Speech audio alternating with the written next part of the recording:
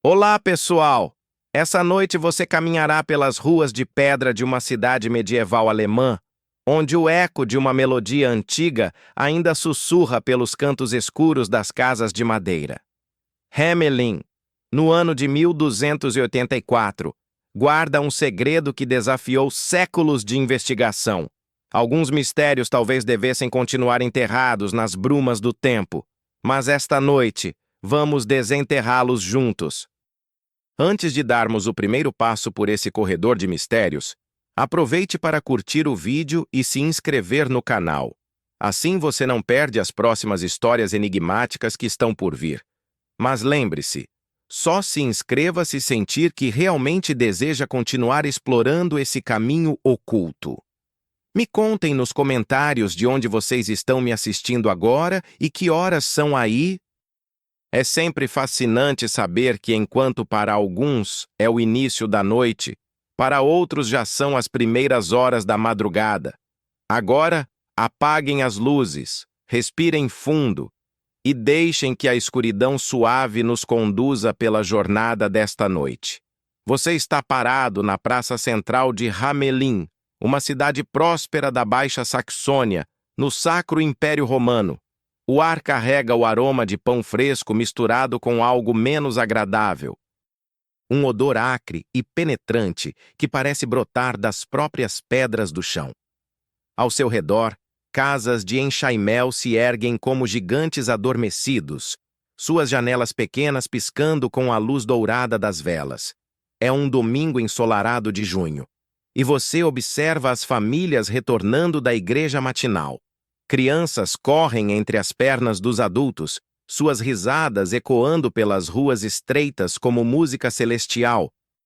Elas não sabem que este é um dos últimos domingos em que suas vozes preencherão essas ruas. Pelo menos, não todas elas. A prosperidade de Hamelin é evidente.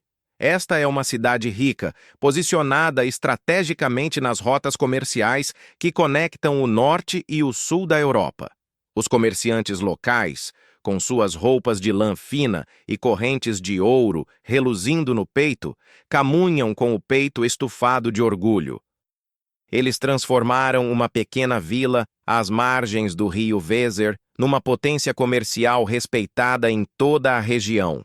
Mas há um problema que nem todo o ouro do mundo consegue resolver. Você ouve antes de ver. Um ruído sutil, quase imperceptível, como se milhares de pequenas garras arranhassem simultaneamente as madeiras velhas. É um som que se infiltra nos ossos, que faz a pele formigar com uma sensação desagradável de movimento. Milhares de pontos escuros emergem das frestas entre as pedras, dos cantos sombrios dos telhados, dos esgotos que cortam as ruas principais. Ratos, não alguns ratos. Isso seria apenas inconveniente, mas milhares deles, talvez dezenas de milhares, formando um mar cinzento e ondulante que parece pulsar como um organismo único e faminto. Eles devoram os grãos armazenados nos celeiros, roem as cordas dos navios mercantes, contaminam as reservas de água e, mais assustador ainda, alguns sussurram que carregam uma doença misteriosa que fez várias crianças adoecerem nas últimas semanas. A situação é desesperadora. Os métodos tradicionais falharam miseravelmente. Armadilhas, venenos, gatos. Nada funciona contra essa invasão aparentemente sobrenatural. É curioso como, séculos mais tarde, descobriríamos que as populações de ratos podem explodir de forma exponencial quando encontram condições ideais, multiplicando-se em progressão geométrica que desafiaria qualquer método medieval de controle. Você observa um grupo de comerciantes reunidos perto da fonte central, suas vozes baixas, mas tensas. Hans Müller, o mais rico entre eles, gesticula nervosamente enquanto sussurra algo sobre soluções definitivas e qualquer preço. Há desespero em seus olhos. E também algo mais. Ganância, talvez? Ou apenas o medo de perder tudo que construíram ao longo de décadas de trabalho duro? O sol está começando a se inclinar para o oeste, pintando as fachadas das casas com tons dourados, que contrastam estranhamente com a escuridão que se espalha pelos cantos, onde os ratos se multiplicam. Crianças ainda brincam na praça, mas você nota que seus pais as chamam para dentro de casa mais cedo que o normal. Enquanto você absorve essa cena medieval, um detalhe curioso chama sua atenção. Na parede da igreja, há uma tábua de madeira com inscrições que registram os eventos importantes da cidade. A última entrada, escrita com tinta ainda fresca, menciona a grande praga que assola nossa cidade abençoada. Logo abaixo, alguém adicionou com caligrafia diferente: Deus nos enviará um Salvador. Que profético e que irônico, considerando o que está prestes a acontecer. As sombras se alongam pelas ruas de Hamelin e você sente que algo está mudando. Uma energia diferente paira no ar, como a eletricidade que antecede uma tempestade. Logo, muito logo, um estranho músico caminhará por estas mesmas pedras onde você agora está, e nada mais será igual. Você desperta de seus devaneios ao som de passos ritmados ecoando pelas pedras irregulares da rua principal. É um som diferente, deliberado, quase musical, como se cada passo fosse calculado para criar uma pequena sinfonia com o eco das paredes de pedra. Os comerciantes que conversavam perto da fonte param abruptamente, suas cabeças se virando como girassóis, seguindo o sol. E então você o vê. Ele emerge da névoa matinal como uma aparição saída de um conto de fadas. Mas não dos contos suaves que contamos às crianças antes de dormir. Este é mais próximo daqueles contos antigos, os originais, onde a magia sempre cobra um preço e os finais felizes são mais raros que diamantes. O homem é alto e esguio, movendo-se com a graça fluida de alguém acostumado a chamar atenção sem esforço. Suas roupas são um caleidoscópio de cores que parecem impossíveis nesta época. Vermelho carmesim, azul cobalto, verde esmeralda, amarelo dourado, todos tecidos numa túnica que ondula ao vento como se fosse feita de líquido solidificado. É o tipo de vestimenta que faria um comerciante local calcular mentalmente quanto custaria importar tecidos assim de Constantinopla. Mas são seus olhos que prendem sua atenção. Cinzentos como a névoa do rio Weser, mas com uma profundidade que sugere conhecimentos muito além daquilo que qualquer mortal deveria possuir. Eles se movem constantemente, catalogando detalhes, medindo distâncias, avaliando possibilidades, como se ele estivesse mapeando não apenas a geografia física da cidade, mas também sua geografia emocional. Nas mãos enluvadas, ele carrega uma flauta. Não é um instrumento comum, você percebe isso imediatamente. Feita de um material que parece ser madeira, mas reflete a luz de forma quase metálica, como se pequenos cristais estivessem incrustados em sua superfície. Pequenos símbolos estão gravados ao longo de seu comprimento. Símbolos que fazem seus olhos formigarem quando você tenta focá-los diretamente. Bom dia, cidadãos de Hamelin. Sua voz ressoa pela praça com uma clareza impossível. Não é alta, mas de alguma forma alcança cada canto, cada janela, cada alma presente. É o tipo de voz que faz você parar o que está fazendo e escutar, mesmo que sua mente racional proteste. Ouvi falar de vossa situação peculiar. Hans Müller, sempre rápido para farejar oportunidades de negócio, se aproxima com aquele sorriso oleoso que os comerciantes bem-sucedidos dominam perfeitamente.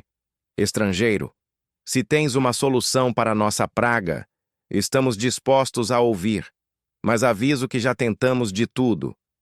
O homem colorido sorri, e há algo nesse sorriso que faz sua pele arrepiar. Não é malévolo, exatamente, mas tampouco é inteiramente humano. Tudo, ele repete, com um toque de diversão na voz. Duvido muito. Vocês tentaram venenos e armadilhas, gatos e cães, orações e maldições, mas apostaria meu instrumento que jamais tentaram: música. A multidão que se formou ao redor ri nervosamente. A ideia parece absurda. Que tipo de música poderia resolver uma infestação desta magnitude? Mas você nota que algumas das pessoas mais velhas não estão rindo. Seus rostos mostram uma expressão de reconhecimento, como se antigas memórias estivessem sendo despertadas. É fascinante como certas culturas antigas acreditavam genuinamente no poder da música para influenciar o comportamento animal. Os egípcios usavam canções específicas para acalmar serpentes. Os gregos desenvolveram teorias sobre modos musicais que poderiam curar doenças. E na Irlanda medieval, havia bardos que supostamente conseguiam fazer cavalos galopes, apenas com o ritmo certo de suas harpas. Talvez esse conhecimento não fosse tão fantasioso quanto nossa era científica gosta de pensar. E qual seria vosso preço por essa solução musical? Hans pergunta, com a cautela natural de alguém que passou décadas negociando. 1000 moedas de ouro, responde o flautista sem hesitar. Um silêncio pesado cai sobre a praça. 1000 moedas de ouro era uma fortuna. Equivalia aos lucros anuais de vários comerciantes juntos. Você observa as expressões se alterarem. Surpresa, indignação, cálculo mental furioso. Algumas pessoas começam a se afastar, balançando as cabeças. Mas Hans Müller não chegou onde chegou sendo impulsivo. Ele observa o estrangeiro por um longo momento. Depois olha ao redor para os ratos que continuam circulando pelas bordas da praça como uma maré escura e persistente. E se falhares? Então não recebo nada. O flautista responde com uma confiança que beira a arrogância. Mas quando eu conseguir e conseguirei, quero o pagamento imediatamente, em ouro puro, pesado na balança da igreja. Os comerciantes se reúnem para uma consulta sussurrada. Você consegue captar fragmentos. Impossível. Desperate times. Que outras opções temos? Hans emerge do grupo como porta-voz informal.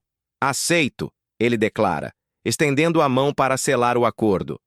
Mas quero isso testemunhado por toda a cidade. Padre Wilhelm. O padre, um homem corpulento com bochechas rosadas que parecem polidas pela boa vida, se aproxima relutantemente. Ele claramente não aprova essa transação. Há algo no estrangeiro que faz sua fé católica se agitar desconfortavelmente. Mas a pressão da comunidade é grande demais para resistir. Que Deus seja testemunha deste acordo, ele murmura, fazendo o sinal da cruz. O flautista sorri novamente, aquele sorriso que não é completamente humano. Que assim seja, ele responde. E você jura ver suas pupilas brilharem por um instante. Prepare vosso ouro, Hans Müller. Até o pôr do sol, vossa cidade estará livre dos ratos. Todos eles. Há algo na forma como ele enfatiza todos eles, que envia um arrepio pela sua espinha. Como se houvesse camadas de significado ocultas nessas palavras simples. Como se ele não estivesse falando apenas sobre roedores. O sol do meio-dia banha a praça central com uma luz dourada que faz as roupas coloridas do flautista parecerem ainda mais vibrantes, quase sobrenaturais. Você observa enquanto ele se posiciona no centro exato da praça, e é realmente o centro exato, como se ele tivesse medido a distância com precisão matemática impossível para a época.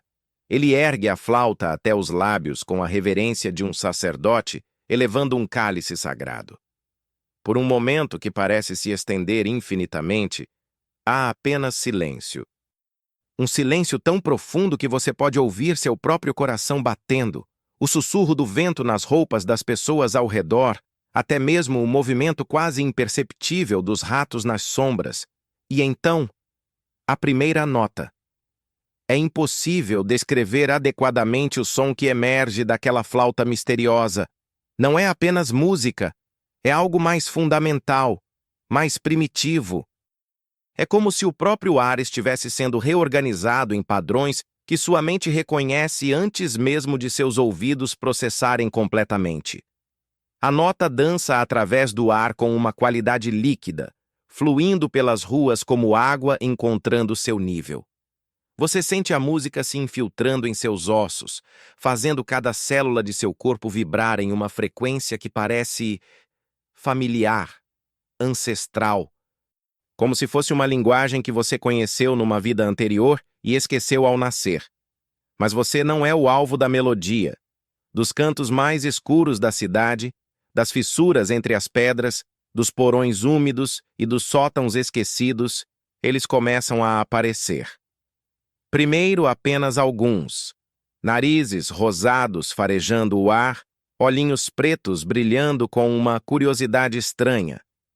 Depois mais alguns, e então... É como assistir a uma avalanche em câmera lenta. Milhares de ratos emergem simultaneamente de cada esconderijo possível, formando rios cinzentos que convergem para a praça central. Mas não é um movimento caótico de pânico, é uma dança. Cada rato se move em perfeita sincronia com os outros, como se fossem células de um único organismo gigantesco respondendo a um comando neural compartilhado. O fenômeno é hipnotizante e perturbador ao mesmo tempo. Você observa ratos gordos emergindo das padarias, onde se fartaram de grãos roubados, ratos magros e nervosos saindo dos esgotos. Até mesmo ratos bebês, cambaleando em suas patas incertas, seguem o chamado irresistível da música. É interessante notar que fenômenos similares foram documentados ao longo da história. Na Índia antiga, encantadores de serpentes desenvolveram técnicas musicais que realmente funcionavam, não por magia, mas porque certas frequências ressoam com os sistemas nervosos reptilianos de forma previsível. Alguns pesquisadores modernos teorizam que frequências específicas podem afetar o comportamento de roedores através da estimulação de seus centros auditivos hiperdesenvolvidos. Mas isso não é ciência. Isso é algo muito mais antigo. A melodia evolui, tornando-se mais complexa, mais insistente. Você percebe que não é apenas uma canção, é uma conversação. O flautista não está controlando os ratos através da força bruta. Ele está negociando com eles, sussurrando promessas numa linguagem que apenas eles compreendem completamente. E os ratos respondem. Eles se organizam em formações impossíveis, espirais perfeitas, linhas retas que se estendem por quarteirões, padrões geométricos que fazem sua mente formigar quando você tenta compreendê-los. Hans Müller observa boquiaberto, sua ganância temporariamente substituída por algo próximo ao terror reverente. Madre de Deus, sussurra uma mulher ao seu lado, fazendo repetidamente o sinal da cruz. A procissão de ratos começa a se mover, seguindo o flautista enquanto ele caminha lentamente em direção ao rio Weser. Seus passos são medidos, quase cerimoniais, como se ele estivesse conduzindo não apenas ratos, mas as próprias forças da natureza através de um ritual antigo e sagrado. Você se junta à multidão de moradores que segue a estranha parada a uma distância respeitosa. Ninguém ousa se aproximar demais. Há algo na atmosfera que sugere que interromper este processo seria perigoso, muito perigoso. A música continua fluindo, mas agora você começa a perceber sutilezas que escaparam inicialmente. Há camadas na melodia, harmonias que parecem vir de lugar nenhum, contramelodias que sua mente insiste em ouvir, mesmo quando seus ouvidos não conseguem localizá-las. É como se a flauta estivesse tocando várias músicas simultaneamente em dimensões ligeiramente diferentes. Quando a procissão alcança a margem do rio, o espetáculo se torna ainda mais surreal. Os ratos não hesitam. Eles marcham diretamente para dentro da água gelada com a determinação de soldados seguindo ordens inquestionáveis. A correnteza os leva rapidamente, mas você jura ver expressões de paz em seus rostos diminutos. Como se finalmente tivessem encontrado o que procuravam. Milhares e milhares deles desaparecem nas águas escuras do Weser. A música continua até que o último rato tenha se entregado ao rio, até que a última cauda rosada tenha desaparecido sob a superfície ondulante. E então, silêncio. Um silêncio mais profundo que o anterior, carregado de possibilidades e consequências ainda não compreendidas. O flautista abaixa seu instrumento e se vira para enfrentar a multidão atônita. Aquele sorriso não completamente humano brinca em seus lábios novamente. Conforme prometido, ele diz simplesmente, sua voz ecoando sobre as águas quietas. Vossa cidade está livre de ratos. E está. Pela primeira vez em meses, Hamelin está completamente, absolutamente silenciosa. Nenhum arranhar de garras, nenhum guincho distante, nenhum movimento furtivo nas sombras, apenas silêncio, e a conta que agora precisa ser paga. O silêncio que se segue é mais ensurdecedor que qualquer ruído. Você observa os rostos ao seu redor transformando-se lentamente. A admiração inicial dando lugar a algo muito menos nobre. Hans Müller sussurra algo para os outros comerciantes. E você vê aquele brilho familiar nos olhos dele. O mesmo brilho que aparece quando ele encontra uma brecha num contrato ou uma oportunidade de lucro inesperada. O flautista se aproxima com a mesma graciosidade fluida de antes, mas agora há uma expectativa palpável no ar. Ele não precisa falar. Apenas estende uma das mãos enluvadas, palmo para cima, numa gestão universal que transcende épocas e culturas. 1000 moedas de ouro, Hans repete lentamente, como se as palavras tivessem adquirido um sabor amargo em sua boca. Conforme acordado, você percebe a hesitação. É sutil, quase imperceptível, mas está lá. Uma pausa calculada, um olhar furtivo para os outros comerciantes, uma inclinação quase imperceptível da cabeça que significa deixem comigo. Bem, Hans continua, sua voz adquirindo aquele tom oleoso que os negociantes experientes usam quando estão prestes a quebrar um acordo, devo admitir que fiquei impressionado com vossa demonstração. O flautista não responde, mas você nota que seus olhos cinzentos se estreitam ligeiramente. Mas, Hans prossegue, 1000 moedas de ouro parece excessivo para algo que foi tão simples. Quero dizer, foram apenas alguns assobios, não foi? Algumas notas musicais. Certamente não justifica uma fortuna inteira. Você sente o ar da praça se espessar, como se uma tempestade invisível estivesse se formando. Outras pessoas parecem sentir também. Há um movimento sutil de recuo, corpos instintivamente se afastando do centro da tensão crescente. É fascinante como a psicologia humana funciona de forma consistente através dos séculos. Há estudos modernos sobre o fenômeno conhecido como desvalorização pós-entrega. A tendência das pessoas subestimarem o valor de um serviço depois que o problema foi resolvido com aparente facilidade. Quanto mais eficiente a solução, mais barata ela parece em retrospectiva. É o mesmo mecanismo mental que faz pacientes questionarem honorários médicos depois de uma cirurgia bem-sucedida. Sugiro, Hans continua com crescente confiança, que 50 moedas de ouro seria uma compensação mais que generosa. Afinal, o trabalho levou menos de 1 hora. O silêncio que se segue é de qualidade diferente, mais densa, mais ameaçadora. Você observa o flautista permanecer perfeitamente imóvel por um momento que parece se estender até a eternidade. Quando ele finalmente fala, sua voz mantém a mesma clareza sobrenatural, mas há algo novo nela, uma harmônica sombria que faz seus ossos vibrarem desconfortavelmente.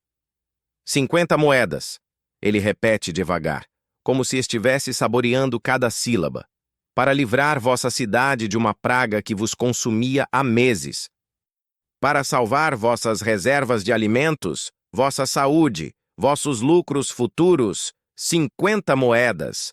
Hans interpretando erroneamente o tom controlado como concordância, sorri amplamente. Exatamente. Vedes como sou razoável? 50 moedas de ouro puro, pesadas na balança da igreja conforme acordado. Não. A palavra cai no ar como uma pedra num lago quieto, criando ondas de desconforto que se espalham pela multidão. Alguns dos comerciantes dão um passo à frente, formando inconscientemente uma barreira entre o flautista e seus recursos preciosos. Não? Hans repete, sua máscara de cordialidade começando a escorregar. Ora, sede razoável, estrangeiro, o trabalho foi simples.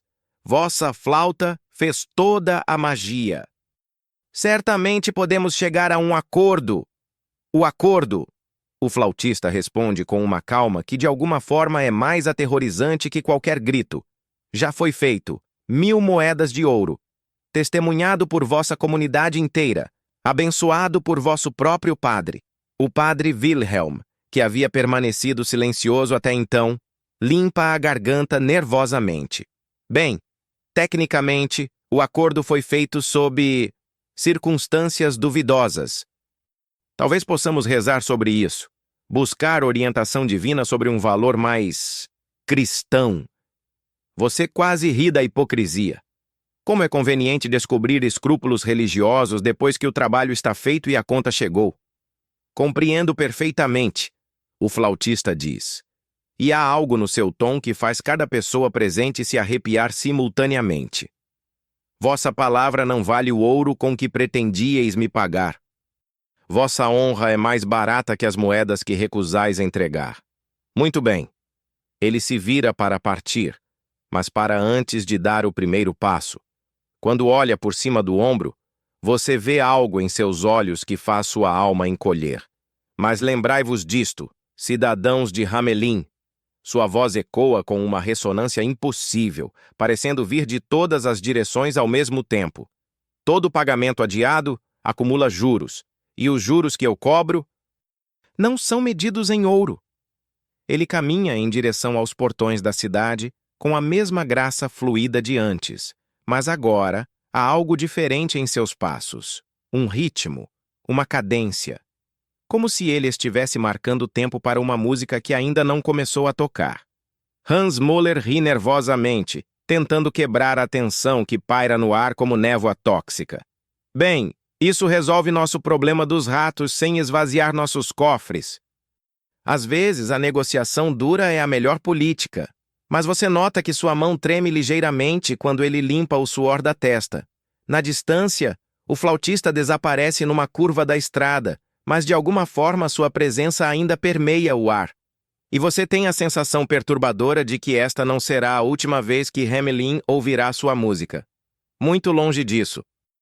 As semanas seguintes passam numa quietude estranha, que ninguém em Hamelin consegue definir completamente.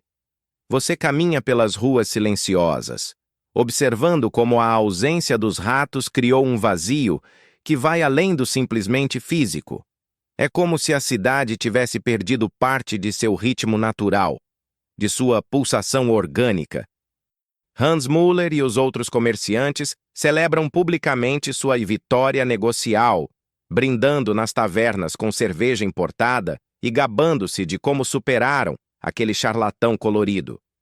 Mas você nota detalhes que eles preferem ignorar, como Hans verifica compulsivamente as fechaduras de sua casa toda noite, ou como Wilhelm Müller contratou 2 guardas extras para vigiar seu armazém de grãos. Os sussurros começam discretamente, como sempre acontece em cidades pequenas onde todos conhecem os segredos dos outros. Você os ouve nas padarias, nos mercados, nos cantos escuros das igrejas depois das missas. Ah, ele disse que voltaria. Que tipo de juros um homem como aquele cobraria?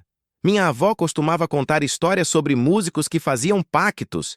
É curioso como o folclore se espalha, através das gerações, como vírus benignos, adaptando-se e evoluindo a cada transmissão.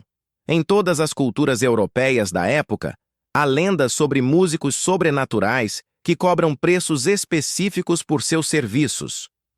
Na mitologia grega, Orfeu podia mover pedras e árvores com sua lira. Na tradição céltica, os bardos tinham o poder de matar com suas canções ou curar com suas melodias. Mas esses são apenas contos. Você tenta se convencer. Histórias que as pessoas contam para dar sentido ao incompreensível. O dia de São João se aproxima, 24 de junho, uma das datas mais sagradas do calendário cristão, mas também uma data que carrega ecos muito mais antigos. É o solstício de verão, quando as antigas tradições pagãs da Europa celebravam o auge do poder solar, quando as barreiras entre os mundos se tornavam mais tênues. Você está na Praça Central na tarde de 23 de junho quando sente a primeira mudança no ar. É sutil inicialmente, apenas uma alteração na qualidade da luz, como se as sombras estivessem se movendo independentemente da posição do sol. Algumas crianças que brincavam próximo à fonte param suas atividades e olham ao redor com expressões confusas. Vocês ouviram isso? Pergunta Ana, a filha de 7 anos do padeiro. Ouviram o quê? Responde seu irmão mais velho, Carl. Música. Ela sussurra, inclinando a cabeça como um pássaro tentando localizar um som distante. Você presta atenção, mas não ouve nada além dos sons normais da cidade, conversas distantes, o bater de martelos nas oficinas, o mugir ocasional do gado. Mas há algo, uma qualidade no silêncio entre os sons que parece carregada de potencial, como o ar antes de uma tempestade. Naquela noite, você tem sonhos estranhos. Você está correndo pelas ruas de Hamelin, mas elas se estendem infinitamente, curvando-se e retorcendo-se como um labirinto vivo. Há música no ar, uma melodia que você reconhece mas não consegue nomear, que faz seu coração acelerar com uma mistura de terror e êxtase. E sempre, na borda da sua visão, há uma figura colorida caminhando just um passo à frente, sempre fora de alcance. Você acorda com o coração disparado e a certeza irracional de que algo fundamental mudou durante a noite. O amanhecer de 24 de junho traz consigo uma atmosfera carregada de expectativa. Você observa as famílias se preparando para a missa matinal, mas há uma tensão subjacente em seus movimentos, como se todos estivessem inconscientemente esperando por alguma coisa. Hans Müller aparece na praça mais cedo que o usual, seus olhos inquietos varrendo constantemente as ruas que levam aos portões da cidade. Apenas verificando os negócios, ele explica para quem quer ouvir, mas suas mãos tremem ligeiramente quando acende seu cachimbo. As crianças estão particularmente agitadas hoje. Elas se reúnem em grupos pequenos, sussurrando entre si com a intensidade secreta que apenas as crianças conseguem alcançar. Você se aproxima discretamente do grupo de Ana e ouve fragmentos de sua conversa. Ouvi música a noite inteira. Minha mãe disse que foi só o vento. Mas o vento não toca melodias. Talvez seja o homem colorido voltando. A menção do flautista faz várias crianças se arrepiarem visivelmente, mas não é medo puro que você vê em seus rostos. É algo mais complexo. Uma mistura de medo e antecipação? Como se parte delas estivesse genuinamente curiosa para ver se ele realmente voltaria.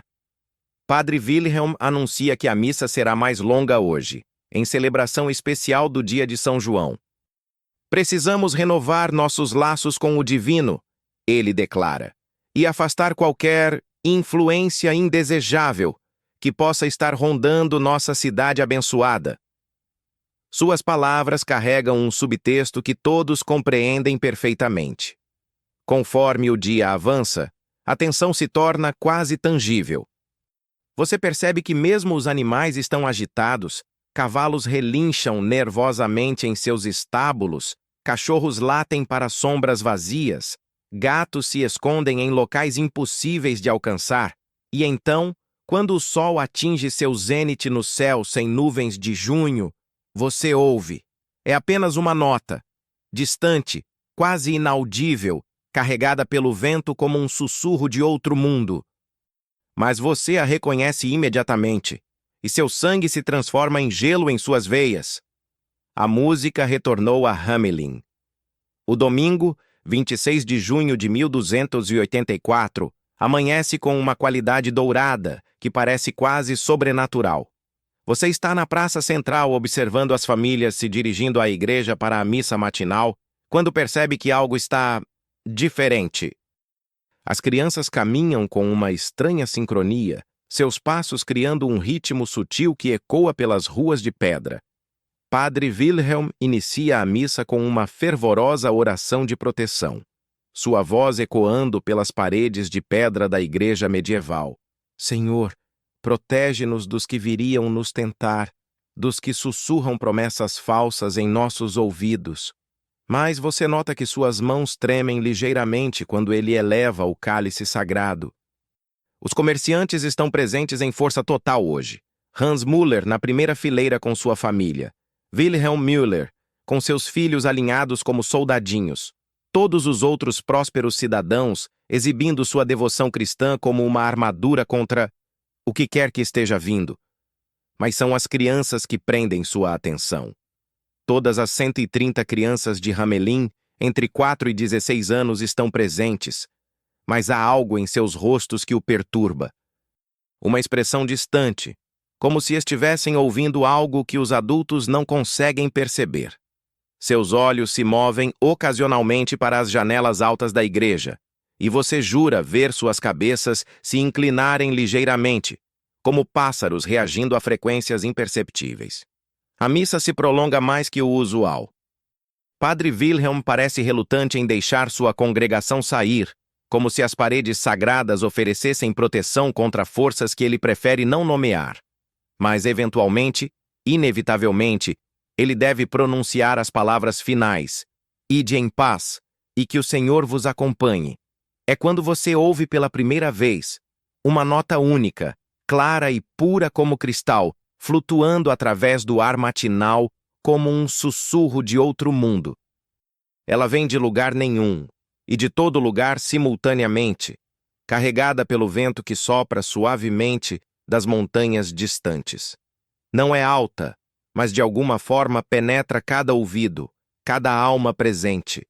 As crianças param instantaneamente, todas elas, como se um interruptor invisível tivesse sido acionado.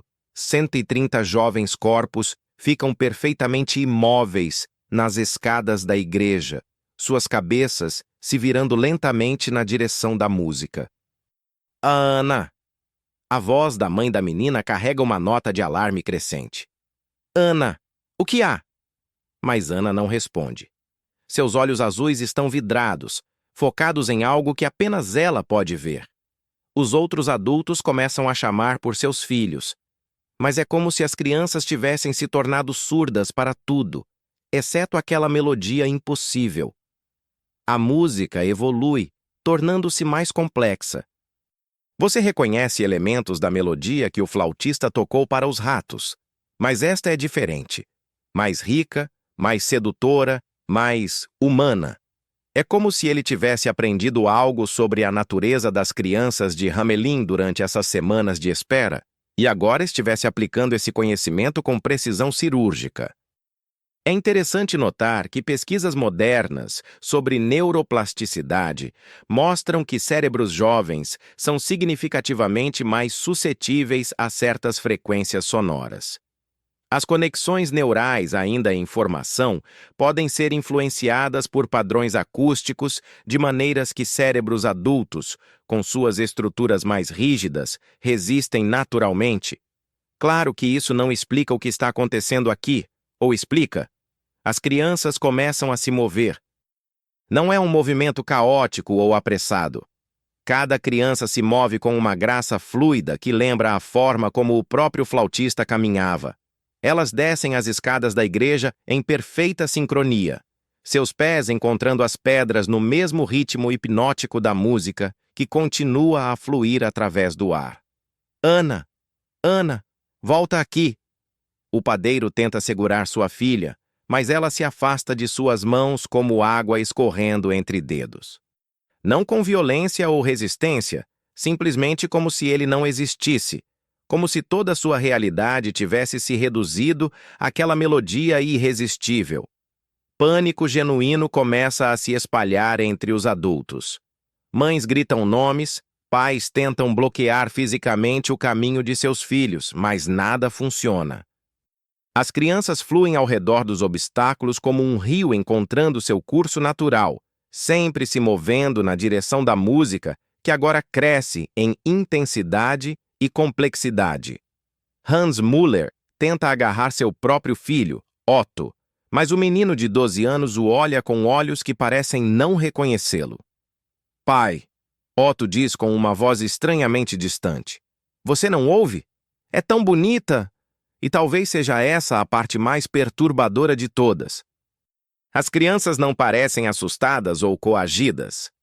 Seus rostos mostram uma expressão de êxtase, como se finalmente tivessem encontrado algo que procuravam sem saber, algo que completava uma parte vazia de suas almas jovens. Você segue a procissão de crianças enquanto ela flui pelas ruas estreitas de Hamelin, acompanhada por uma crescente multidão de adultos desesperados. A música continua, mais alta agora, claramente emanando de um ponto específico nas proximidades dos portões da cidade. E então você o vê. O flautista está parado exatamente onde estava há semanas, no centro da praça. Mas agora suas roupas coloridas parecem brilhar com luz própria. E seus olhos cinzentos refletem algo que vai muito além da simples vingança humana. Ele toca sua flauta misteriosa com a concentração de um mestre artesão criando sua obra-prima. As crianças se aproximam dele numa espiral perfeita, seus movimentos criando padrões geométricos impossíveis que fazem sua mente formigar quando você tenta compreendê-los. E durante todo o tempo, a música continua, linda, terrível, irresistível. Hans Müller corre na frente da multidão de pais, seu rosto vermelho de desespero e fúria. Pare! Pare com isso! Devolva nossas crianças! Mas o flautista não para. Se algo, a música se torna ainda mais intensa, ainda mais bela, ainda mais absolutamente impossível de resistir. A música agora preenche completamente o ar de Hamelin, transformando a própria atmosfera em algo denso e vibrante que você pode sentir pressionando contra sua pele. As 130 crianças se movem em perfeita harmonia, seus pequenos corpos criando ondas fluidas de movimento que se espalham pela praça como água encontrando seu nível. Você observa Anna, a filha de 7 anos do padeiro, girando lentamente com os braços estendidos, seu rosto voltado para o céu com uma expressão de pura alegria que parte seu coração. Ao lado dela, Carl, o filho adolescente do ferreiro, dança com uma graça que ele jamais demonstrou em toda sua vida desajeitada. É como se a música tivesse desbloqueado algo dentro deles, uma parte de suas almas que permanecia adormecida até este momento. O mais perturbador é que não é apenas dança, é comunicação. As crianças se movem respondendo umas às outras de formas impossíveis, como se compartilhassem uma linguagem corporal que transcende palavras. Otto Müller, o filho de Hans, estende a mão para uma menina que ele nunca havia falado antes, e ela a aceita com um sorriso que sugere reconhecimento profundo, como se fossem velhos amigos reencontrando-se após longa separação. É meu Deus! Sussurra a esposa do comerciante Berger. Eles estão felizes, genuinamente felizes. E é verdade. Em meio ao terror dos adultos, as crianças irradiam uma alegria pura que é quase dolorosa de testemunhar. Seus sorrisos são mais brilhantes que o sol do meio-dia. Suas risadas se misturam com a música criando harmonias que fazem lágrimas brotarem espontaneamente dos olhos de quem observa. É fascinante como certos estados alterados de consciência podem produzir euforia genuína.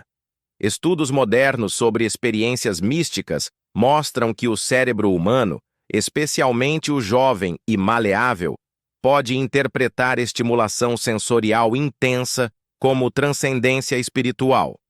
Os sujeitos frequentemente relatam sensações de unidade cósmica, compreensão universal, conexão profunda com algo maior que eles mesmos.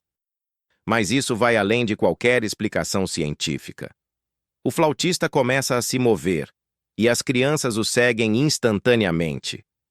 Não é uma marcha, é uma dança processional, uma celebração móvel que flui pelas ruas de Hamelin como um rio de alegria líquida.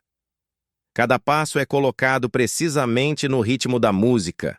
Cada movimento corporal contribui para uma sinfonia visual que deixa até mesmo os adultos mais céticos momentaneamente hipnotizados. Você nota detalhes impossíveis. As crianças pisam nas pedras irregulares da rua sem jamais tropeçar, mesmo aquelas que normalmente são desajeitadas ou tímidas. Seus movimentos criam ecos visuais. Quando uma criança ergue o braço direito, outra 3 posições atrás faz o mesmo movimento exato, um batimento depois, criando ondas de gesto que se propagam através do grupo como ondulações na água. Isto é obra do demônio! Padre Wilhelm grita, segurando seu crucifixo com mãos trêmulas. Devemos rezar, devemos... Mas suas palavras se perdem no som da música, que agora incorpora novos elementos, harmonias impossíveis que parecem vir do próprio ar, contra melodias que sua mente ouve, mesmo quando seus ouvidos não conseguem localizá-las. É como se a flauta tivesse se tornado um canal para algo muito maior, uma força que usa o instrumento como mero ponto focal. Hans Müller corre desesperadamente ao lado da procissão, tentando alcançar seu filho. Otto, por favor, lembra-se de mim? Sou seu pai. Por um momento, o menino parece ouvir. Ele vira a cabeça e olha diretamente para Hans, e há um lampejo de reconhecimento em seus olhos. Mas então a música incha novamente. E Otto volta sua atenção para o flautista com um sorriso que é simultaneamente inocente e impossível de compreender completamente. A procissão se dirige para os portões da cidade. Mas este não é o mesmo caminho que os ratos tomaram. O flautista está conduzindo as crianças numa rota diferente, serpenteando através das ruas residenciais onde cada família tem memórias, onde cada porta abriga histórias de crescimento e amor parental. É uma crueldade calculada. Ele está garantindo que cada pai, cada mãe, cada irmão mais velho tenha a oportunidade de ver seus entes queridos passando, de tentar uma última vez alcançá-los antes que seja tarde demais. Você observa a esposa do padeiro colapsar nos braços do marido quando Ana passa dançando diante de sua porta, radiante de felicidade impossível. O ferreiro soca uma parede de pedra até seus nós sangrarem, quando Carl passa por sua oficina, sem nem mesmo olhar na direção das ferramentas que eles construíram juntos. Mas talvez o mais devastador seja Wilhelm Müller, o comerciante de grãos mais rico da cidade depois de Hans. Seus gêmeos, Heinrich e Hermann, de apenas 5 anos, dançam de mãos dadas no centro da procissão. Wilhelm corre atrás deles com os braços estendidos, tropeçando em sua túnica cara, gritando promessas desesperadas. Qualquer coisa, qualquer quantia, minha fortuna inteira, apenas devolvam meus filhos. O flautista não responde, mas você jura ver um sorriso fantasma brincando em seus lábios. Como se a verdadeira lição que ele está ensinando não tenha nada a ver com ouro e tudo a ver com o valor real das coisas que as pessoas tomam como certas. A música continua, mais bela e mais terrível a cada nota, conduzindo as crianças de Hamelin inexoravelmente em direção aos portões da cidade e ao destino que aguarda além deles. A procissão alcança os portões de Hamelin quando o sol atinge seu ponto mais alto no céu sem nuvens. Você observa as crianças fluindo através das pesadas portas de madeira e ferro, como água passando por uma peneira, suas risadas cristalinas ecoando contra as paredes de pedra antigas. Para além dos portões, se estende a estrada que serpenteia através de campos verdejantes em direção às montanhas distantes. Os guardas dos portões ficam paralisados, suas lanças tremulando em mãos incertas. Eles foram treinados para defender a cidade de inimigos armados, não para impedir uma dança de crianças conduzida por música celestial. Um deles, Johann, um homem corpulento com cicatrizes de antigas batalhas, deixa cair sua arma completamente e se ajoelha, lágrimas escorrendo por seu rosto barbado. É bela demais, ele sussurra. A música é como se os próprios anjos estivessem cantando, e você entende o que ele quer dizer. A melodia evoluiu novamente, incorporando agora elementos que fazem seu coração se expandir com uma sensação de nostalgia impossível, como se você estivesse se lembrando de um lar que nunca conheceu, de uma época dourada que existiu apenas em sonhos.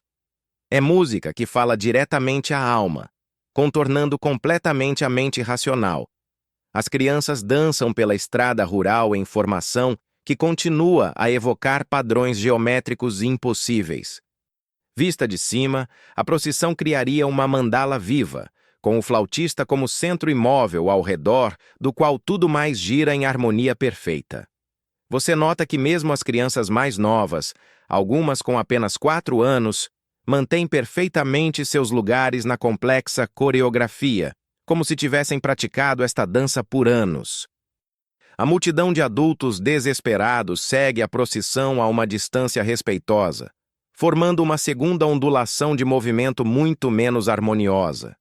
Aqui não há graça ou sincronia, apenas pânico bruto, amor paternal transformado em desespero que se manifesta em gritos, súplicas, promessas vazias lançadas ao ar como orações não direcionadas. Hans Müller lidera este grupo caótico, sua túnica cara manchada de suor e poeira, sua respiração ofegante revelando o quanto sua vida de conforto o deixou fora de forma. 1000 moedas! Ele grita para as costas do flautista. 2000! 5000! Nome vosso preço! Mas o músico misterioso não responde, não se vira, não reconhece de forma alguma a existência dos adultos que se arrastam atrás de sua procissão mágica. É como se eles existissem em planos de realidade completamente diferentes. A estrada serpenteia através de campos onde camponeses param seu trabalho para observar a estranha parada. Você vê expressões de admiração e terror se alternando em seus rostos queimados pelo sol. Alguns fazem o sinal da cruz, outros simplesmente ficam boquiabertos. Uma velha camponesa, curvada pelos anos de trabalho árduo, observa por um longo momento antes de sussurrar algo que soa como uma oração muito antiga, numa língua que antecede o alemão medieval. É curioso como tradições populares preservam memórias que a história oficial esquece. Antropólogos modernos descobriram que muitas superstições rurais carregam ecos de práticas pré-cristãs, sistemas de crenças que remontam às migrações tribais primitivas. Talvez essa velha mulher reconheça algo em sua música que os habitantes da cidade, com sua educação cristã mais rígida, não conseguem identificar. A procissão continua por quase 1 hora, seguindo a estrada principal que conecta Hamelin às rotas comerciais do sul. As crianças mostram nenhum sinal de cansaço. Se algo, parecem energizadas pela caminhada, seus movimentos se tornando ainda mais fluidos e expressivos conforme se afastam da cidade. Então a estrada faz uma curva abrupta, e você vê o destino final da jornada. A montanha Koppenberg se ergue diante da procissão como um gigante adormecido. Suas encostas íngremes são cobertas de floresta densa que nunca foi completamente mapeada. Suas cavernas e cânions guardam segredos que remontam à época em que tribos germânicas primitivas usavam esses locais para rituais que a igreja preferiu esquecer. Há algo primordial na montanha, algo que antecede a civilização cristã, a civilização romana, talvez até mesmo a memória humana. O flautista para na base da montanha, sua música finalmente diminuindo para um sussurro hipnótico. As crianças se reúnem ao seu redor em círculos concêntricos perfeitos, suas faces voltadas para ele com adoração que transcende qualquer coisa que você já testemunhou numa igreja. Os pais finalmente alcançam a base da montanha, ofegantes e desesperados. Eles param a uma distância de talvez 20 metros, como se uma barreira invisível os impedisse de se aproximar mais. Hans Müller tenta dar mais um passo e tropeça, como se suas pernas tivessem esquecido como funcionar. Por favor, uma mãe soluça, estendendo os braços para sua filha. Ela é tudo que tenho. O flautista finalmente se vira para enfrentar os adultos. Quando fala, sua voz carrega a mesma qualidade sobrenatural de antes, mas agora há uma nota de finalidade que faz o ar se espessar com presságio. Vocês tiveram sua chance de honrar vossa palavra, ele diz, cada sílaba ecoando contra as encostas rochosas da montanha. Escolheram o ouro sobre a honra, o lucro sobre a verdade. Agora aprenderão o verdadeiro valor das coisas preciosas. Ele ergue a flauta uma última vez, e você sente a realidade tremer ao seu redor. A música que emerge da flauta agora é diferente de tudo que você ouviu antes. Não é apenas som, é transformação pura, uma força que reorganiza a própria estrutura da realidade ao seu redor. O ar se torna viscoso, ondulando como água, e as cores se intensificam até ficarem quase dolorosas de se olhar. A montanha Koppenberg parece pulsar como um coração gigantesco acordando de um sono milenar.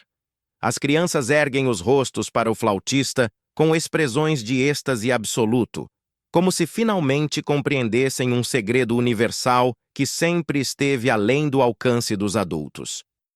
Ana, a filha do padeiro, sussurra algo que soa como "Finalmente chegamos em casa", e suas palavras são ecoadas por dezenas de outras vozes juvenis numa harmonia impossível. Então a montanha começa a se abrir. Não é uma abertura violenta ou dramática.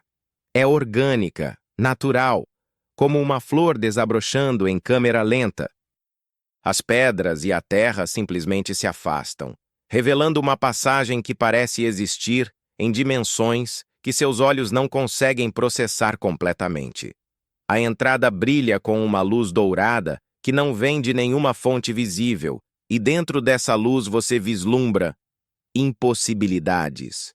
Há jardins que se estendem infinitamente, onde flores cantam melodias visuais que pintam o ar com cores que não têm nome. Há rios de cristal líquido que fluem para cima em espirais impossíveis, defiem todas as leis da física que a humanidade ainda não descobriu. E a música, não apenas audível, mas visível, tangível, uma substância viva que dança através do espaço como criaturas feitas de pura harmonia. É um reino onde as leis naturais respondem à imaginação ao invés da gravidade, onde o tempo se move em espirais ao invés de linhas retas, onde cada pensamento se torna realidade instantânea. Mein Gott, sussurra Padre Wilhelm, seu crucifixo tremendo em suas mãos. É o paraíso? Mas você sabe que não é o paraíso cristão. É algo muito mais antigo, mais primordial. É um lugar que existia antes dos deuses organizados, antes da religião estruturada, antes da humanidade decidir que magia e lógica não podiam coexistir. O flautista se vira para as crianças e sorri. Não aquele sorriso não completamente humano de antes, mas algo genuinamente caloroso, quase paternal. Venham, ele diz suavemente. Este sempre foi vosso verdadeiro lar. Aqui, vocês podem ser tudo o que realmente são, sem limitações, sem regras que não fazem sentido, sem adultos, dizendo que sua imaginação não é real. As crianças começam a caminhar em direção à abertura, mas não há pressa em seus movimentos. Eles saboreiam cada passo. cada respiração da atmosfera transformada, como se quisessem absorver completamente a magnitude do momento. É interessante como a psicologia do desenvolvimento mostra que crianças naturalmente percebem o mundo de forma mais fluida que adultos. Seus cérebros ainda não desenvolveram completamente as estruturas cognitivas que separam realidade de fantasia, possível de o impossível. Para elas, um mundo onde música cria jardins e pensamentos se tornam flores pode não parecer estranho. Pode parecer o modo como as coisas sempre deveriam ter sido. Hans Müller quebra a barreira invisível com puro desespero, tropeçando forward e agarrando o braço de seu filho Otto just antes do menino atravessar o limiar mágico. Otto, por favor! Sou teu pai! Por um momento que parece se estender eternamente, pai e filho se olham nos olhos.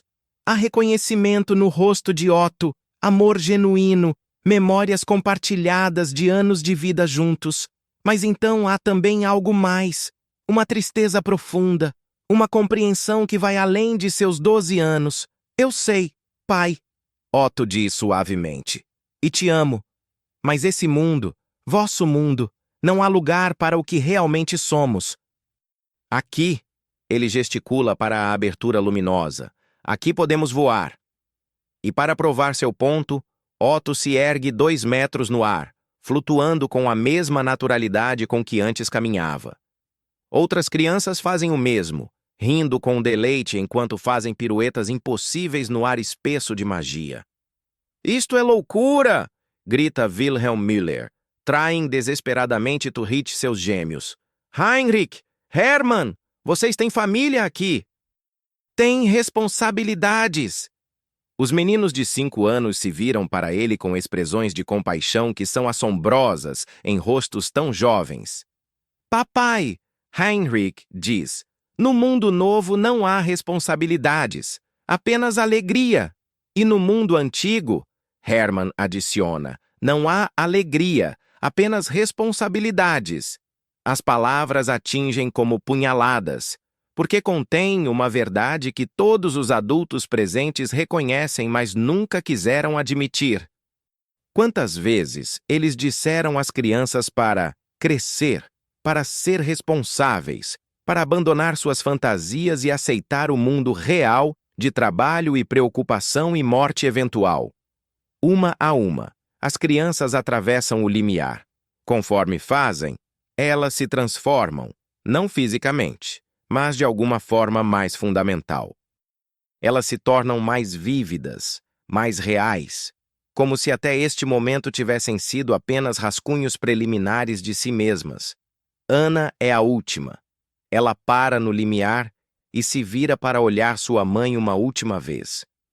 Obrigada, ela sussurra, por me amar o suficiente para me deixar ir. E então, ela também desaparece na luz dourada.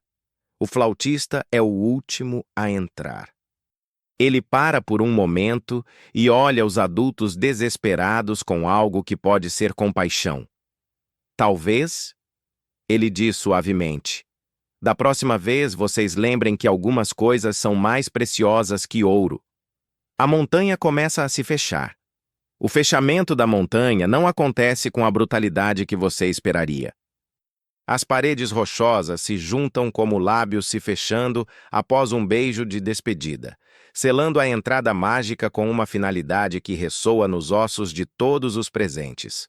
O último vislumbre que você tem do reino impossível é Ana, acenando através da diminuindo abertura, seu sorriso radiante ainda visível até o momento final, quando a pedra se torna uma só novamente. E então, silêncio absoluto. Não apenas a ausência de som, mas uma qualidade de silêncio que parece sugar até mesmo a memória do som. Os pais ficam congelados em suas posições desesperadas, braços ainda estendidos para onde seus filhos desapareceram, bocas abertas em gritos que não conseguem mais formar. É como se o mundo tivesse pausado entre uma respiração e a próxima, suspenso numa eternidade de perda. Hans Müller é o primeiro a colapsar. Suas pernas cedem e ele desaba de joelhos sobre a terra dura, suas mãos arranhando freneticamente as pedras que agora parecem tão sólidas quanto sempre foram. Otto! Ele grita, sua voz quebrando numa nota aguda que ecoa dolorosamente contra as encostas silenciosas. Otto, volta, por favor! Mas a montanha permanece muda, impassível, como se nunca tivesse abrigado nada mais misterioso que veios de ferro e cristais comuns. Um por um, outros pais se juntam a Hans no chão, suas crenças sobre a realidade despedaçadas como vidro. Wilhelm Müller segura punhados de terra, esperando desesperadamente encontrar algum traço de seus gêmeos. A mãe de Anna pressiona o ouvido contra a rocha, convencida de que ainda pode ouvir a risada distante de sua filha, ecoando de algum lugar profundo dentro da montanha.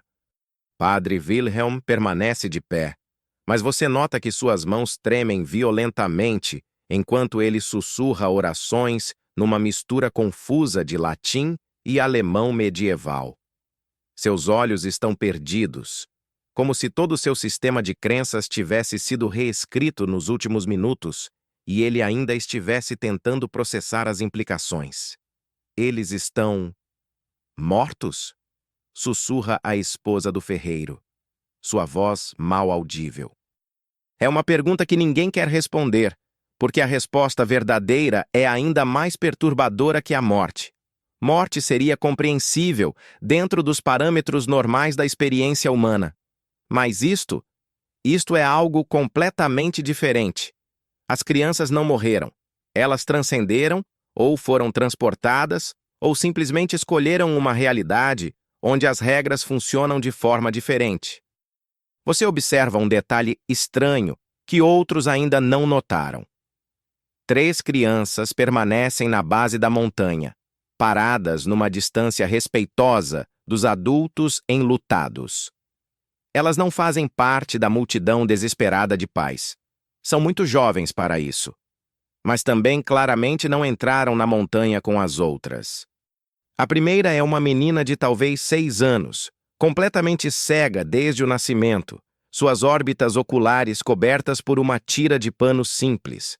Ela fica perfeitamente imóvel, sua cabeça inclinada como se ainda estivesse ouvindo ecos de música que outros não conseguem perceber.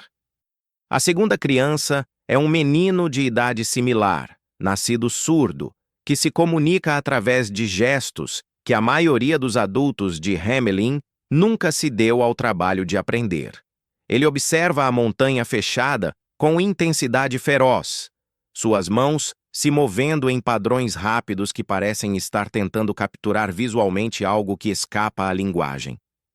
A terceira é a mais perturbadora. Uma menina de talvez 8 anos que nunca falou uma palavra em sua vida. Não por deficiência física, mas por alguma condição misteriosa que os médicos medievais não conseguem explicar. Ela observa tudo com olhos enormes e conhecedores, como se compreendesse perfeitamente o que aconteceu, mas fosse fisicamente incapaz de compartilhar essa compreensão. É fascinante, do ponto de vista de um observador moderno, como essas 3 crianças representam diferentes formas de percepção sensorial comprometida. A ciência atual mostra que, quando um sentido é prejudicado, os outros frequentemente se desenvolvem de forma compensatória, às vezes até níveis sobre-humanos. Talvez essas crianças tenham percebido aspectos da experiência que escaparam completamente às outras. Hans Müller finalmente nota as 3 figuras pequenas. Com um rugido de desespero e fúria, ele se levanta e corre na direção delas. Vocês viram o que aconteceu? Onde estão nossos filhos? Como podemos trazê-los de volta? A menina cega vira sua cabeça na direção da voz de Hans, e quando fala, suas palavras carregam uma clareza estranha que contrasta com sua idade aparente. Eles não foram levados, ela diz suavemente. Eles escolheram ir. Escolheram? A voz de Hans sobe uma oitava. São crianças. Elas não sabem o que escolheram. O menino surdo não pode ouvir as palavras de Hans, mas parece compreender sua agitação. Ele começa a gesticular rapidamente, e a menina cega traduz com uma fluência que sugere longa prática. Heinrich diz que as crianças sabiam exatamente o que estavam escolhendo. Elas viram dois mundos, um onde poderiam voar e um onde seriam forçadas a andar, um onde seus sonhos seriam reais e um onde seriam punidas por sonhar.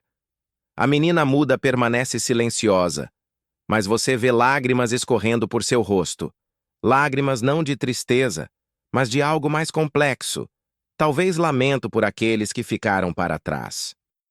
Os dias que se seguem ao desaparecimento se transformam numa investigação desesperada que consome Hamelin como uma segunda praga. Você observa as autoridades locais, depois regionais e finalmente imperiais chegarem à cidade, cada grupo tentando aplicar sua lógica particular ao incompreensível.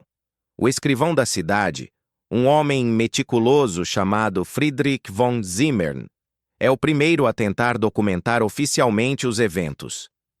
Você o observa sentado à sua mesa de carvalho, pena tremendo sobre pergaminho caro, tentando encontrar palavras que simultaneamente registrem a verdade e não o façam parecer completamente louco. No ano de Nosso Senhor de 1284, ele escreve cuidadosamente, no dia 26 de junho, sendo o dia de São João Batista, ele para, a pena pairando no ar. Como documentar o impossível em linguagem que as gerações futuras possam compreender? Finalmente, ele continua. 130 crianças nascidas em Hamelin foram seduzidas por um tocador de flauta vestido de muitas cores e perdidas no lugar da execução perto do monte. Você nota como ele escolheu a palavra seduzidas ao invés de levadas ou raptadas. É uma distinção sutil, mas importante. Implica que as crianças foram, de alguma forma, cúmplices voluntárias em seu próprio desaparecimento. As 3 crianças que permaneceram se tornaram o foco de interrogatórios intensos, embora interrogatório seja uma palavra forte demais para as conversas gentis que os adultos desesperados tentam ter com elas. Cada uma oferece pedaços de um quebra-cabeças que nunca se completam numa imagem coerente. A menina cega, que você descobre se chamar Berta, fala sobre música que tinha cores que apenas os ouvidos podem ver. Ela descreve harmonias que se estendiam para cima e para baixo ao mesmo tempo, melodias que abraçavam a alma como uma manta quente. Mas quando perguntam especificamente onde as outras crianças foram, ela apenas balança a cabeça tristemente. Elas foram para onde sempre quiseram ir. É tudo que ela diz. O menino surdo, Heinrich, não o gêmeo que desapareceu, mas outro Heinrich, uma coincidência que adiciona uma camada estranha à já confusa narrativa, oferece através de gestos descrições visuais que são ainda mais perturbadoras. Ele desenha na Terra padrões geométricos impossíveis, representa com as mãos movimentos que desafiam a física, tenta capturar em linguagem corporal coisas que não têm equivalente na experiência humana normal.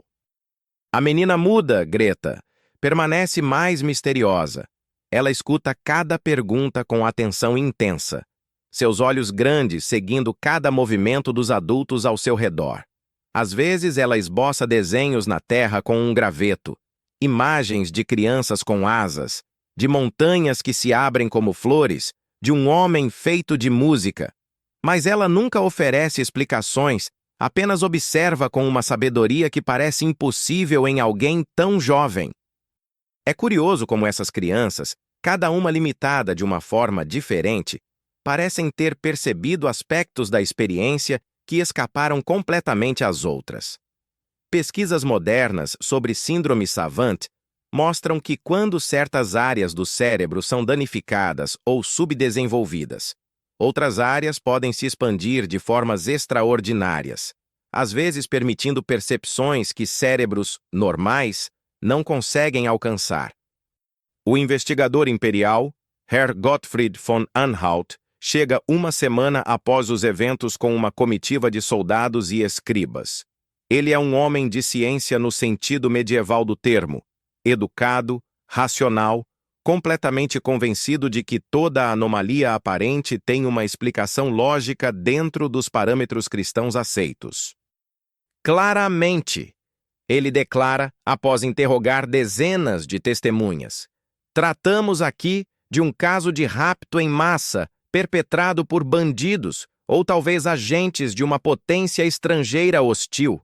O elemento musical foi provavelmente drogas dispersas no ar. Há substâncias conhecidas que podem causar alucinações coletivas.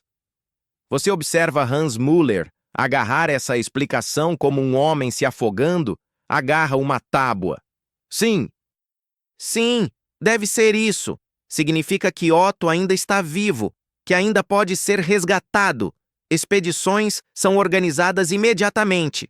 Soldados imperiais varrem as montanhas procurando por cavernas ocultas onde 130 crianças poderiam estar sendo mantidas.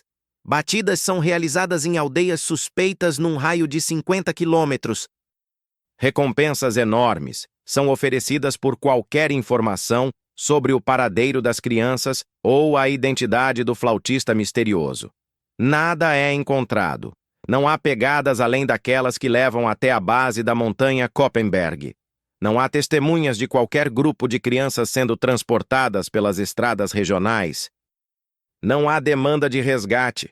Não há cadáveres. Não há evidência física de que 130 pessoas simplesmente desapareceram da face da Terra. Herr Gottfried torna-se progressivamente mais frustrado. Suas teorias racionais se desfazem uma por uma, diante da completa ausência de evidências que as apoiem.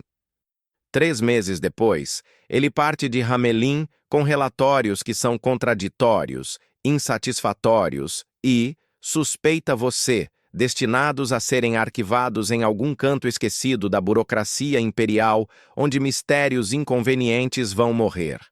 Mas o registro oficial permanece nos arquivos de Hamelin, escrito com a caligrafia cuidadosa de Friedrich von Zimmern.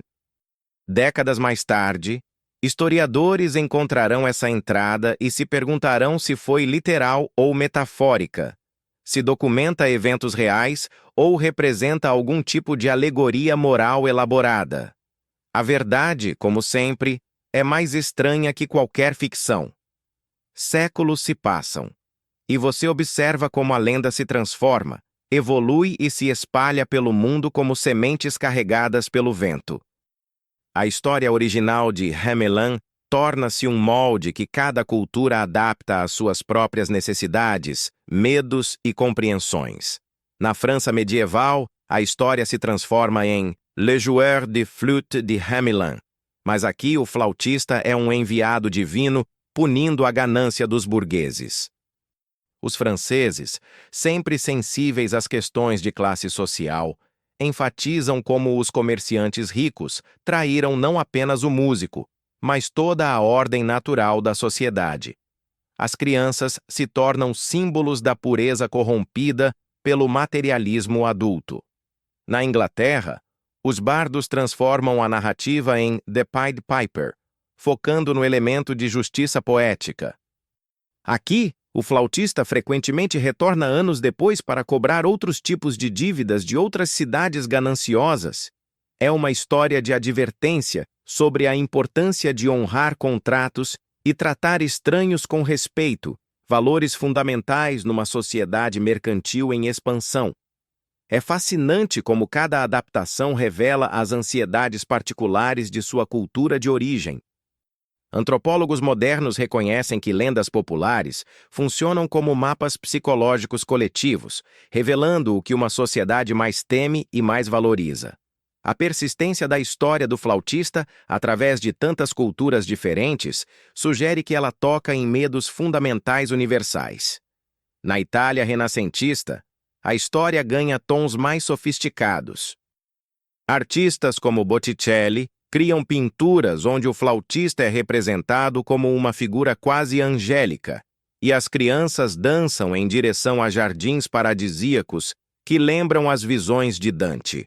Aqui, o desaparecimento se torna menos tragédia e mais transcendência. As crianças não foram punidas, foram elevadas a um plano superior de existência. Mas é na Alemanha que a história mantém sua força mais perturbadora. Nas regiões germânicas, onde memórias de antigas tradições pré-cristãs ainda persistem nas florestas profundas e montanhas remotas, as pessoas sussurram que o flautista ainda caminha pelas estradas à noite. Há relatos esporádicos ao longo dos séculos de música misteriosa, ouvida perto de outras cidades onde contratos foram quebrados, onde promessas foram traídas. Você observa como a própria Hamelin lida com seu legado sombrio. A cidade constrói uma prosperidade cautelosa sobre as cinzas de sua perda, mas certas ruas permanecem estranhamente silenciosas mesmo séculos depois. Na rua onde as crianças foram vistas pela última vez dentro dos limites da cidade, uma lei não escrita proíbe música ou dança. É a Bungelosenstrasse, a rua sem tambores, onde até hoje o silêncio é respeitado. A família Müller, descendentes de Hans, torna-se conhecida por sua generosidade quase compulsiva com músicos viajantes. Eles pagam qualquer preço pedido, não importa quão extravagante, como se tentassem equilibrar alguma dívida cósmica antiga. Outros comerciantes de Hamelin desenvolvem hábitos similares, honrando contratos com precisão obsessiva, pagando dívidas antes do vencimento, tratando estranhos com hospitalidade exagerada. Durante a Guerra dos 30 Anos, quando soldados mercenários ameaçam saquear Hamelin, os moradores contam a história do flautista para os invasores. Algo na forma como a contam, com o peso de gerações de luto genuíno, faz os soldados endurecidos se afastarem sem tocar na cidade. Como se reconhecessem que Hamelin já pagou um preço suficientemente terrível por uma lição que todos precisam aprender. No século XVIII, durante o Iluminismo, estudiosos racionalistas tentam explicar a lenda. Eles propõem teorias sobre migrações forçadas de jovens para terras orientais, sobre doenças que mataram especificamente crianças, sobre desastres naturais que foram mitologizados ao longo do tempo. Mas essas explicações nunca conseguem capturar completamente a qualidade assombrada que a história mantém, a forma como ela continua a ressoar com verdade emocional, mesmo quando desafia a lógica literal.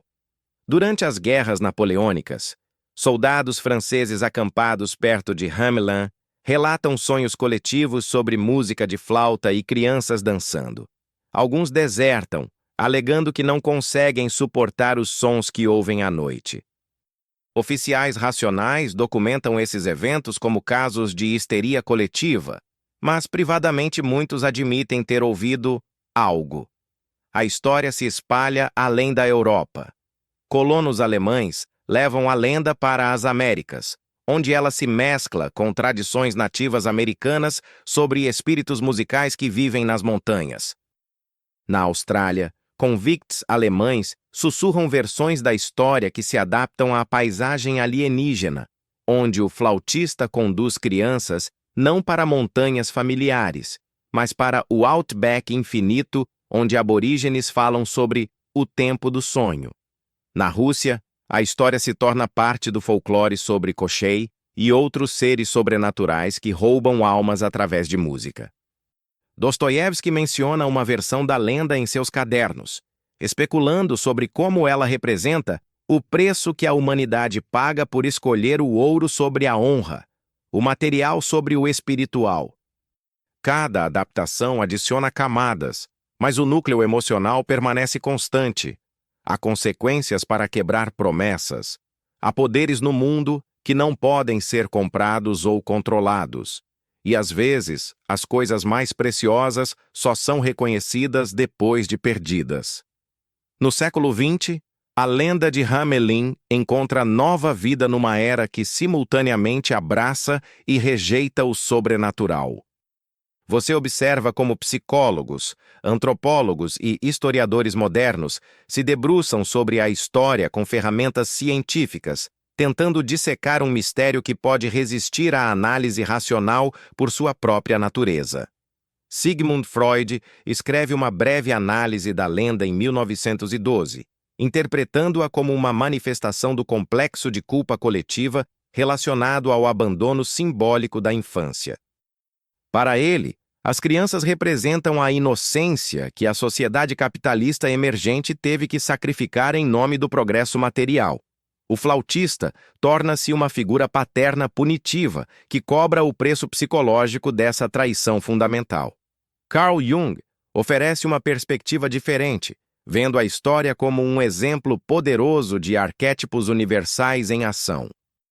O flautista, em sua análise, representa o trickster, uma figura mítica presente em todas as culturas que serve como catalisador para transformações necessárias, mas dolorosas. As crianças simbolizam o potencial humano não realizado, e sua partida representa o preço que pagamos por estruturas sociais rígidas demais. Durante a Segunda Guerra Mundial, a história ganha conotações ainda mais sombrias. Residentes de Hamelin, muitos dos quais são forçados a entregar seus próprios filhos para os esforços de guerra nazistas, reconhecem paralelos perturbadores com sua lenda local. Há relatos sussurrados de soldados alemães que se recusam a servir perto de Hamelin, alegando que a cidade é amaldiçoada por música antiga. É interessante como tragédias históricas reais podem dar nova ressonância a lendas antigas. Pesquisadores modernos em trauma coletivo observam como sociedades lidam com perdas incompreensíveis, criando narrativas que transformam tragédia bruta em significado, caos em história, desespero em advertência moral. Nas décadas de 1960 e 1970, durante a Revolução Cultural, a lenda encontra eco nos movimentos de contracultura. Hippies americanos se identificam com as crianças de Hamelin, vendo-se como uma geração que escolheu seguir a música, ao invés de aceitar os valores materialistas de seus pais. Há comunas que se chamam New Hamelin, onde jovens tentam criar sociedades baseadas em criatividade e música, ao invés de lucro e convenção. Bob Dylan faz referência oblíqua à história em várias canções, particularmente em Like a Rolling Stone, onde canta sobre pessoas que não têm direção para casa, depois de descobrir que suas vidas anteriores eram ilusões. The Beatles gravam uma versão experimental instrumental chamada Piper's Call, que nunca é oficialmente lançada, mas circula em bootlegs onde os fãs juram ouvir vozes de crianças cantarolando na mixagem. Durante os anos 1980, pesquisadores alemães conduzem o que eles chamam de Hamelin Project, uma investigação multidisciplinar tentando encontrar evidências arqueológicas ou documentais que possam lançar nova luz sobre os eventos de 1284. Eles escavam a base da montanha Koppenberg, usando tecnologia de radar de penetração no solo, analisam registros medievais com técnicas de datação de carbono, até mesmo consultam especialistas em acústica sobre se certas frequências musicais poderiam ter efeitos neurológicos específicos. Os resultados são frustrantes na sua inconclusividade. Há evidências de atividade humana antiga na montanha, fragmentos de cerâmica, restos de fogueiras, alguns objetos de metal que parecem ser de origem medieval, mas nada que comprove definitivamente que 130 crianças desapareceram ali, e certamente nada que explique como. Mais intrigantes são as descobertas acústicas. A formação geológica da montanha Koppenberg cria efeitos de eco únicos, que podem amplificar e distorcer sons de formas impossíveis de prever. Certas frequências, quando tocadas na base da montanha, criam harmônicos que parecem vir de múltiplas direções simultaneamente. Uma equipe de musicólogos tenta recriar os possíveis sons da flauta medieval, mas seus experimentos são interrompidos quando vários membros da equipe relatam sonhos perturbadores sobre crianças dançando. Na era da internet, a lenda explode em novas direções. Há sites dedicados a avistamentos de flautistas, ao redor do mundo. Fóruns onde pessoas compartilham sonhos sobre música misteriosa, grupos de pesquisa paranormal que fazem peregrinações regulares a Hamelin, a cidade que por séculos tentou minimizar sua conexão com a lenda, agora abraça o turismo que ela gera, construindo museus e oferecendo tours temáticos. Mas há também relatos mais perturbadores. Em 1999, uma escola primária em Oregon relata que 30 de seus estudantes desapareceram por várias horas depois que um músico substituto apareceu alegando ter sido contratado para uma apresentação especial. As crianças são encontradas numa floresta próxima, todas relatando sonhos vívidos sobre voar e jardins mágicos. O músico nunca é identificado.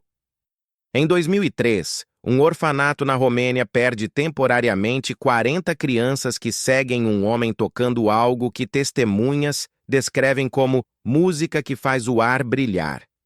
As crianças retornam após 2 dias, mas muitas se recusam a falar sobre onde estiveram, apenas dizendo que o lugar onde fomos era mais real que este. Céticos atribuem esses incidentes à histeria coletiva alimentada pela familiaridade com a lenda original. Mas as semelhanças nos detalhes, sempre música, sempre crianças, sempre uma sensação de que elas foram a algum lugar mais real, fazem alguns pesquisadores se perguntarem se a história de Hamelin documentou não um evento único, mas um fenômeno recorrente que a humanidade ainda não consegue compreender completamente. Você se encontra na Hamelin contemporânea numa manhã enevoada de junho, observando como a cidade moderna lida com seu legado impossível. É o ano de 2024, exatos 740 anos após os eventos que transformaram uma próspera cidade medieval numa lenda internacional. E os ecos ainda reverberam de formas que você jamais esperaria. A Hamelin de hoje é uma cidade alemã típica, ruas limpas, arquitetura que mistura harmoniosamente o medieval preservado com o contemporâneo funcional, turistas com câmeras digitais seguindo placas que prometem revelar os verdadeiros locais da lenda do flautista. Mas se você souber onde procurar, os sinais estão em toda parte. A Bungelosenstrasse, a rua sem tambores, ainda existe, e a proibição contra a música ainda é respeitada, embora agora seja mais tradição que lei. Você observa músicos de rua tocando em quase todas as outras esquinas da cidade, mas quando se aproximam dessa rua específica, eles param automaticamente, como se uma barreira invisível ainda operasse ali após 7 séculos. Na Praça Central, onde uma vez Hans Müller e seus colegas comerciantes fizeram seu acordo fatídico, agora há uma fonte moderna com uma escultura peculiar. À primeira vista, parece ser apenas uma representação artística de crianças brincando, mas quando você a observa mais atentamente, percebe que as figuras de bronze estão arranjadas numa espiral que se move em direção a um ponto central vazio. As crianças esculpidas parecem estar dançando, e se você fica parado ali tempo suficiente, quase pode imaginar ouvir música distante. É interessante como tradições urbanas modernas incorporam elementos folclóricos de formas sutis.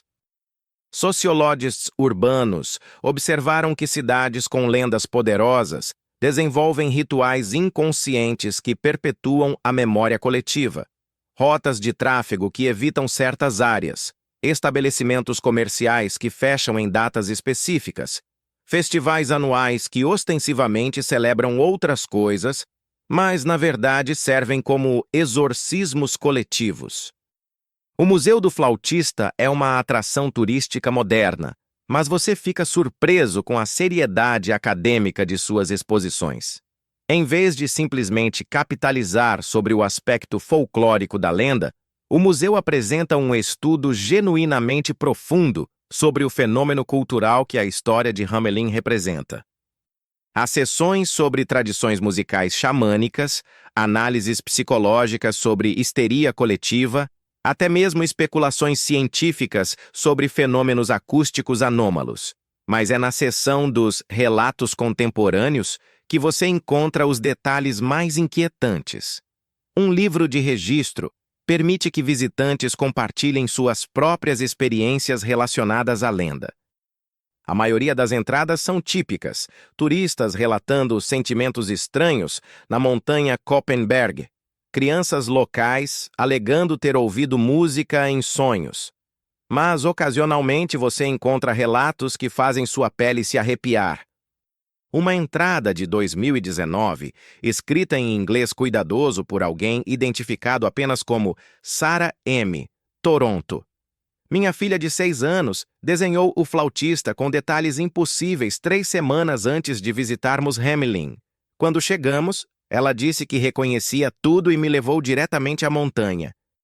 Lá, ela apontou para uma área específica da face rochosa e disse: "É aqui que eles entraram." Nunca tinha lido a lenda para ela. Uma entrada de 2021, em alemão.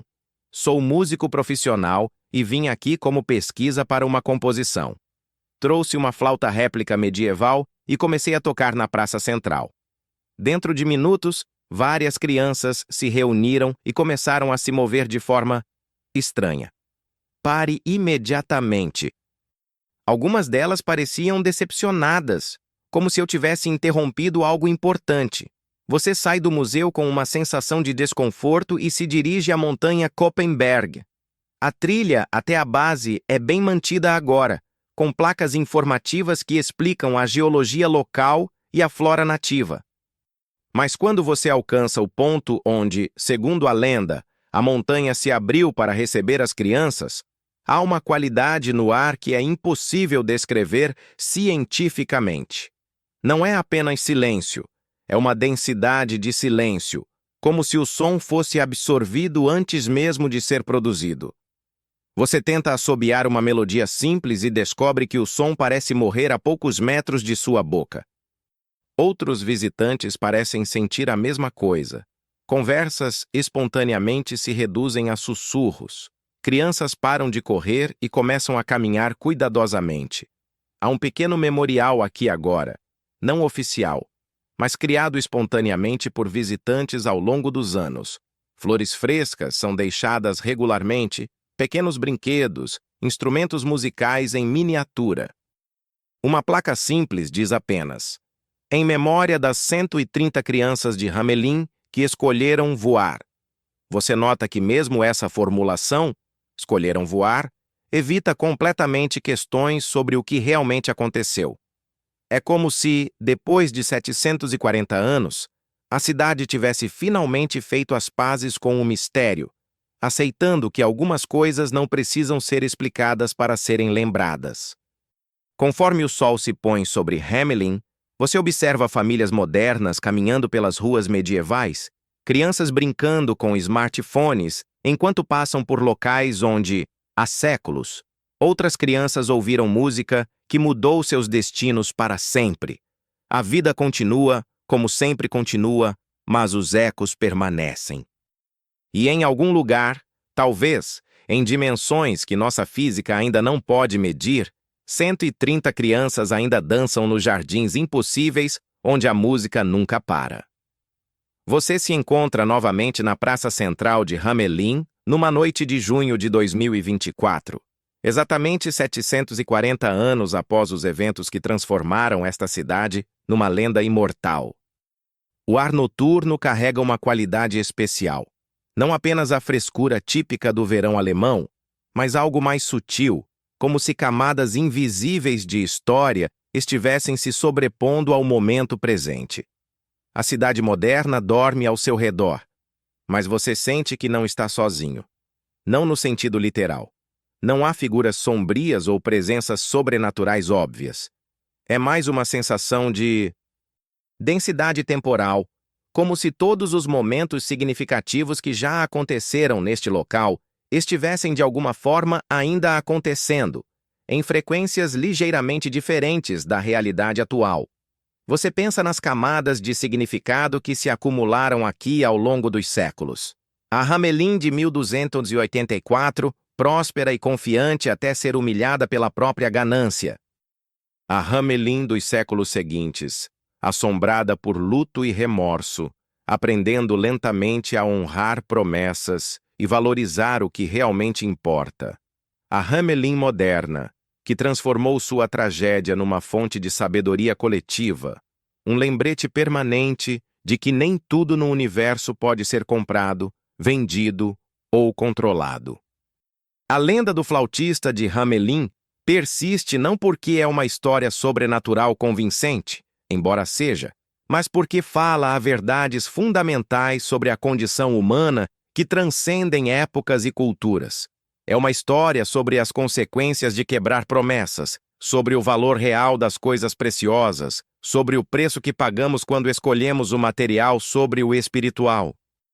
Mas é também, e talvez mais importante, uma história sobre escolha.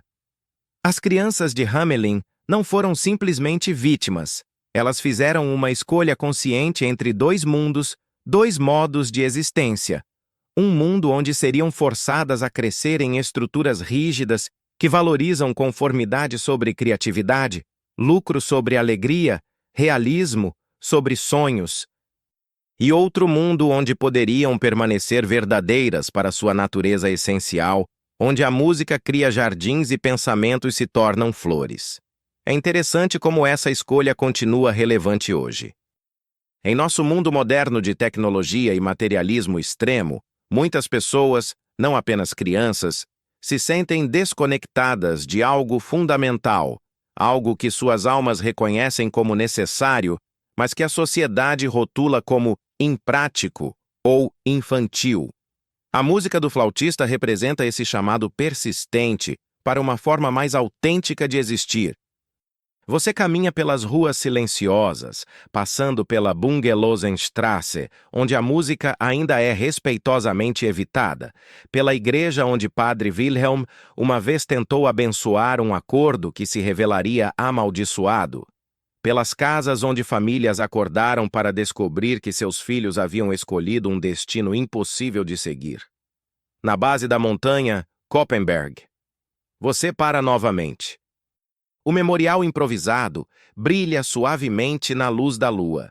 Flores frescas que pessoas deixaram hoje, brinquedos pequenos que simbolizam infâncias interrompidas, ou, talvez, infâncias que encontraram uma forma diferente de continuar.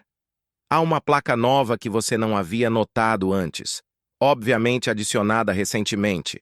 Em várias línguas, incluindo português, ela simplesmente diz: alguns chamam isso de tragédia. Outros chamam de libertação. Talvez ambos estejam certos. É uma formulação notavelmente sofisticada para uma placa municipal, sugerindo que mesmo as autoridades modernas de Hamelin chegaram a uma compreensão nuançada de sua lenda. Eles não tentam mais explicá-la ou racionalizá-la. Em vez disso, eles a honram como um mistério que contém múltiplas verdades simultaneamente. Você se pergunta o que aconteceu realmente naquele dia de junho de 1284. Foram as crianças transportadas para uma dimensão paralela onde as leis da física respondem à imaginação?